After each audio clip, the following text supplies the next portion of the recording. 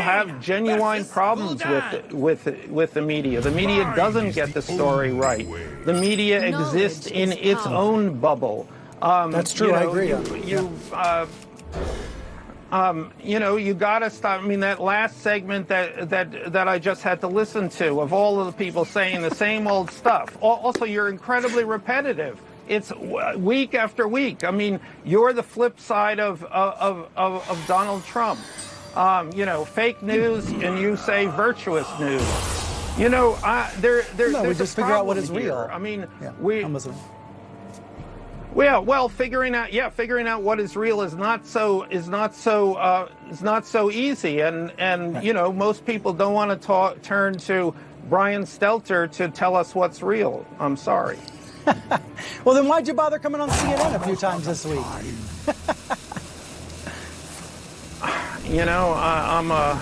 I'm a book salesman. Michael, I love talking to you. I'm grateful you came on.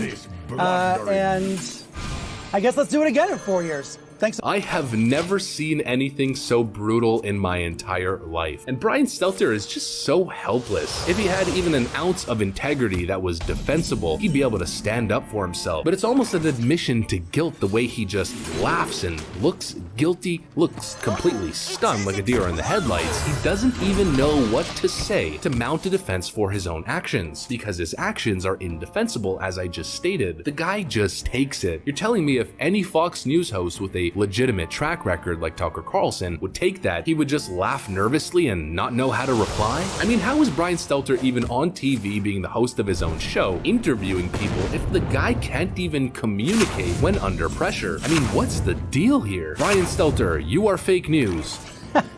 That is essentially an admission of guilt. And probably the funniest part about this whole thing is that he's being told that not by Donald Trump, not by a Republican politician, but by Michael Wolff. I'm sure you guys remember that name if you aren't sure exactly who it is. Michael Wolff wrote this book, Fire and Fury Inside the Trump White House. That book that lefties gush over. I mean, just take a look at this from The Guardian. Landslide review. Michael Wolff's third Trump book is his best and most alarming. Michael Wolff's the guy who writes all of those insider scoops about Donald Trump and what's going on. He wrote the book Fire and Fury, a scathing review of Donald Trump's toxic masculinity, of course, which had a huge effect on the midterms in 2018 and a huge effect snowballing into the impeachment of President Donald Trump. The guy is as anti-Trump as can possibly be. He's as lefty journalist as you can imagine, and that guy goes on Brian Stelter's show and absolutely smokes him. Brian Stelter is so bad at his job, he is so biased, he is so not reliable,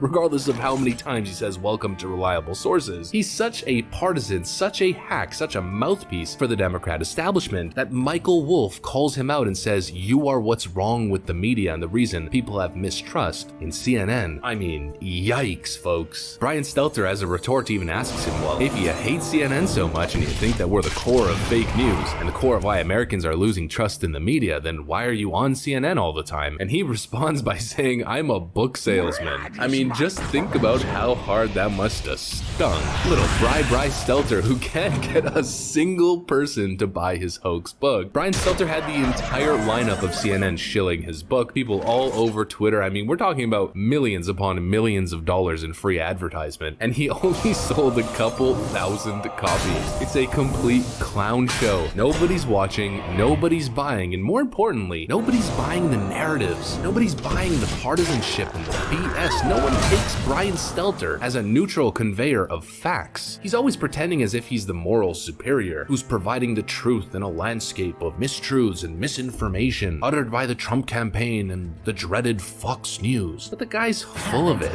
His narratives, CNN's narratives, are junk. I mean, that's putting it lightly, and the American people are privy to it. Although maybe that's not the right word. I mean, being privy implies that you've been let in on a secret, but it's really no secret nowadays that CNN is fake news. You are fake news. I mean, they're just getting roasted. Take a look at this headline right over here. Comedian Bill Burr blasts CNN, MSNBC, and Fox for obsessively covering Trump. Treasonous, un-American pieces of S. And yes, I totally agree, and we can lump Fox News in there as well. Not some of the good anchors, and not some of the people that do a great job at Fox News. Tucker Carlson's Tucker Carlson, Hannity's Hannity. Peter Ducey's been on fire at the White House press conferences. But the network as a whole, treasonous, un-American piece of S? Well, it stands. I'm not gonna argue. Of course, not nearly as bad as CNN and MSNBC, but you get the point. People have just had enough with these networks, who make a killing off lies and pitting American people against each other in the pursuit of endless profits. But that's the video, guys. Hopefully you enjoy roasted potato, as the post millennial said. I mean, he got roasted. He might have been burnt to a crisp. Of course, if you enjoyed it, please make sure to leave a like, a comment, subscribe, share the video as much as possible. We're still shadow banned by the YouTube algorithm, hidden from non-subscribed viewers. I gotta get back to work though. Thanks for watching like usual, and I will see you on the next one.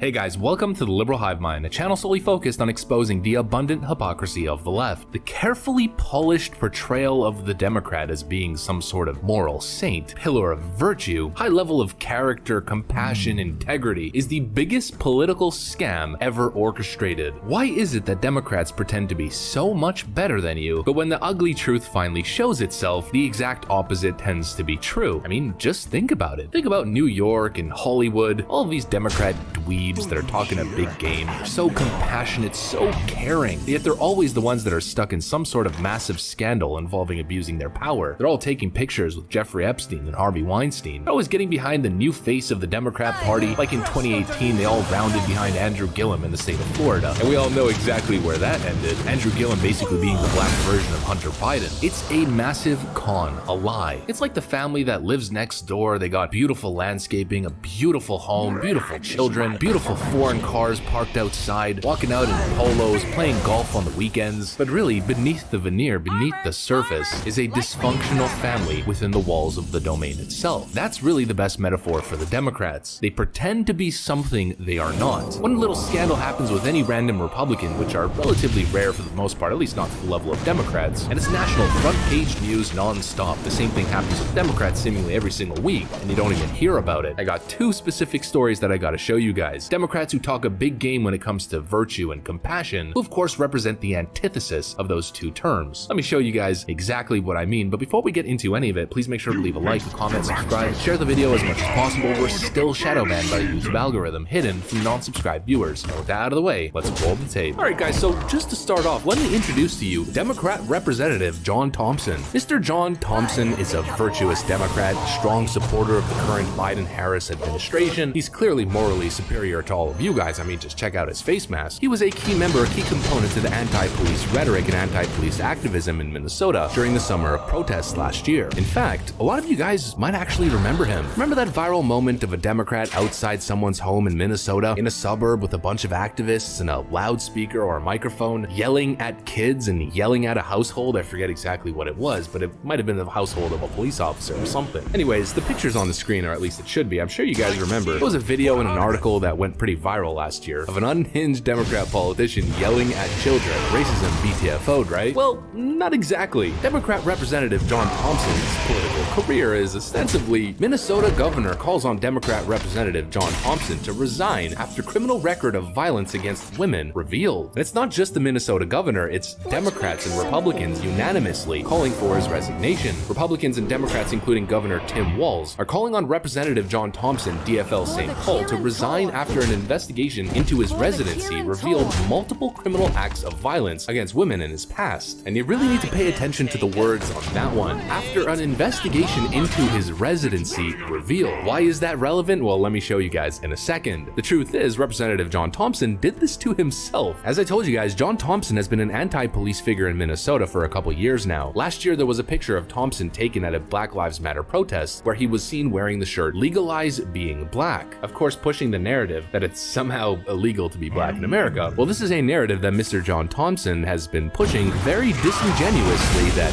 got him in a little bit of trouble recently, which is snowballing completely out of control. Minnesota State Representative accused officer of racial profiling. Police chief releases video and demands apology. I thought we weren't doing pretextual stops here in this state. But we are. You know, we're still getting driving while black tickets here in this state. Mr. John Thompson claims that he was only pulled over due to his skin color. Well, that's not exactly what happened, as the body cam footage, which was recently released, uncovers. So there's your license to my card. You're suspended in Minnesota? No. That's what the computer says, and it's wrong. You have to deal with it. Yes. Thank you. Why'd you pull me over here? No front plate, and the way you took off from Man, I The light back me. there. I'm too old to run from the police, man. You profile me because you looked me dead in the face and I got a ticket for driving while black. You pulled me over because you saw a black face in this car, brother, and there's no way in hell I'm taking off with you behind me. You looked at me in this car, you looked in this car and busted U-turn and got behind my car. And that's the reason why I know, but what I'm saying is what you're doing is wrong to black men. And you need to stop that. Thank you so much, but this ticket means nothing to me. No. I'm gonna always have a great day. What I'm saying is you would stop racially profiling black men in cars, sir. Stop doing that. Yes, you were. Yes, you were. Yes, you were, bro. You saw a black man driving in this car. It don't make no difference. You pull me over because you're profiling me. Thank you so much. So Mr. Johnson claims that the police officer was driving in the opposite direction. He looked at Mr. John Thompson, identified that he was a black male, and then pulled him over. The officer, of course, immediately debunks that claim, stating that Mr. Johnson was missing his front plate. Therefore, he was driving in the opposite lane in the opposite direction, saw the front of the car without the proper license, and pulled him over after he had taken off aggressively. Then, to make matters worse, there's this little tidbit. Hey, sorry it took a little long, but so there's your license and my card. You're suspended in Minnesota? No. Mr. Johnson's license was apparently suspended, and the police officer was very, very courteous, was very calm, very rational, very nice. He could have been a lot more straight to the fact than he was, but he was being very patient. But of course, Mr. Johnson was agitated and claimed that it was racial profiling. And then to make matters worse, instead of just shutting up about it, paying the damn ticket, he went to the media and claimed that he had been racially profiled and started attacking the police department, claiming they were racist. This is where Johnson got himself in a little bit of trouble. People started to investigate, and it turned out that a local news network turned out that there was something a little bit fishy with Mr. Johnson and the way he ran for office in the first place. Where does Representative Thompson live? Does he live in his state district as required by state law, or does he even live in the state of Minnesota? His address listed on a 2018 speeding ticket in Ramsey County is for Superior, Wisconsin. The address listed on the July 4th ticket of this year is this St. Paul home on Blair Avenue, which is not in his district. When he filed paperwork to run for state representative, he checked a privacy box, which is for those with orders of protection or a police report saying he'd been threatened. Checking the box means he had to provide a separate form with a home address.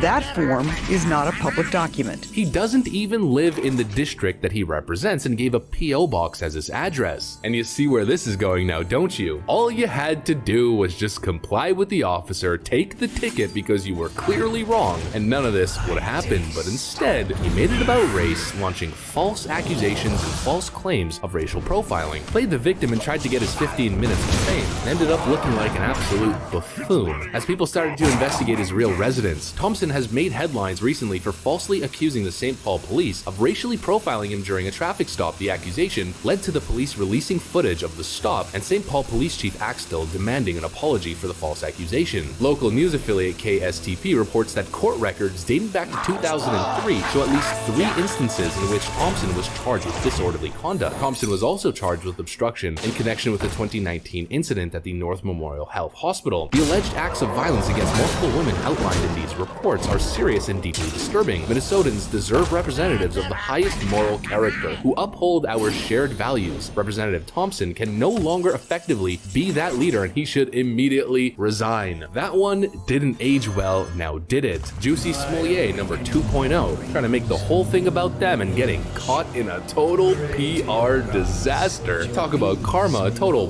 backlash. The boomerang of justice being thrown at just the perfect angle where it comes right back and smacks you in the forehead. These type of Democrats love to talk about injustice. Well, this, my friends, is poetic justice. There's no injustice here anywhere, except for the slanderous injustice of Mr. John Thompson accusing the police department of something as horrific as he did. Democrats are not what they claim, and we see it time and time again, whether it's an alleged past of abuse, etc. Those with the loudest voices in the room, those virtue signaling to the highest extent, are generally those with the lowest level of moral character. Now, I kind of went on and on about Mr. John Thompson. I didn't really have time to cover the second story that I wanted to show you guys, but just the headline honestly does enough. Of course, we all remember Rochester, New York, a big site of the Black Lives Matter protests just last year, with of course the Rochester mayor siding with the protests. Headlines like this: "One step at a time, Rochester, New York is partially defunding its police." Well, womp womp womp. Embattled Democrat mayor of Rochester indicted on weapons and child endangerment charges. Well, like I always say, surprise, surprise, surprise to no one. This is why I refuse